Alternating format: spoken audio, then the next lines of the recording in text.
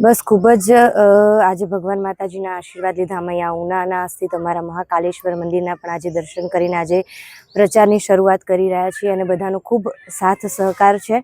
અને અમારા ઉનાના માનનીય ધારાસભ્ય શ્રી કાળુભાઈ રાઠોડ એમના માર્ગદર્શન હેઠળ આ ઇલેક્શન થવા જઈ રહ્યું છે અને બધાનો ખૂબ સાથ સહકાર છે. અને અમારી એ જ કોશિશ છે કે અમે જંગી બહુમતીથી ભારતીય જનતા પાર્ટીને વિજયી બનાવશું.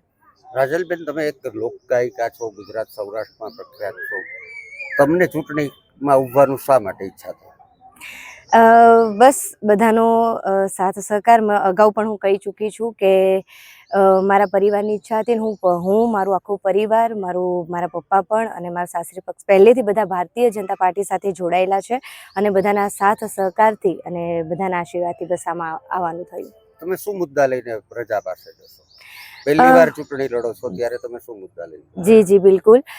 મેં જેમ અગાઉ પણ કીધું છે કે હું એક નગરપાલિકાની ઉમેદવાર છું અને અગર અમે જીતીએ છીએ તો આગળ અમારા એક કોઈ બી કાર્યકર્તા હોય તો એના હોદ્દામાં આવે છે કે જનરલી રોડ રસ્તાને લઈને કોઈ કાર્યો હોય કે વીજળીને લઈને કોઈ સમસ્યા હોય કે યા તો પાણીને લઈને ગટરને લઈને સમસ્યા હોય તો એ સમસ્યાઓને લઈને અમે જરૂરથી કોઈ પણ સમસ્યા છે તો આગળ અમે એમાં પગલાં લઈશું. ખાસ તો સામાન્ય રીતે ડોર ટુ ડોર પસાર કરવો અથવા તો લોકોને ઘરે જવું, તમે કોઈ યુનિક રીતે પસાર કરવાના છો? કારણ કે આપ એક લોકગાયક છો. લોકગાયક કરી આપે એક સ્ટેજ ઉપર અનેક કરતબો બતાવ્યા હોય છે. પસારમાં કઈ રીતે?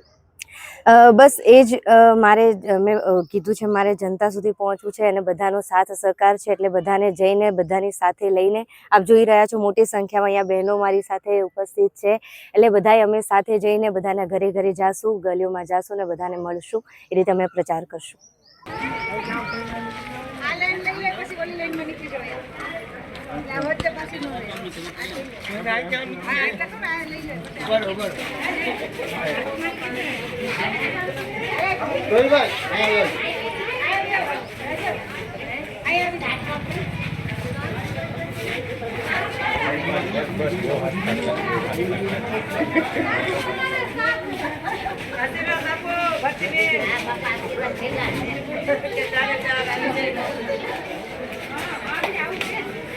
આશીર્વાદ આપો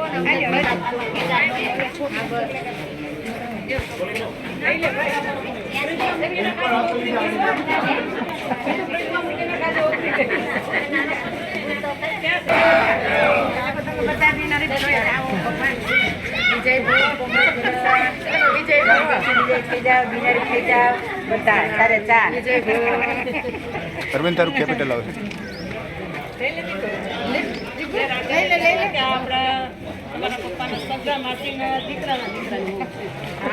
વિજય થઈને આવો પછી તમારું આટલા સ્વાગત કરીએ. બસ આશીર્વાદ આપો. બસ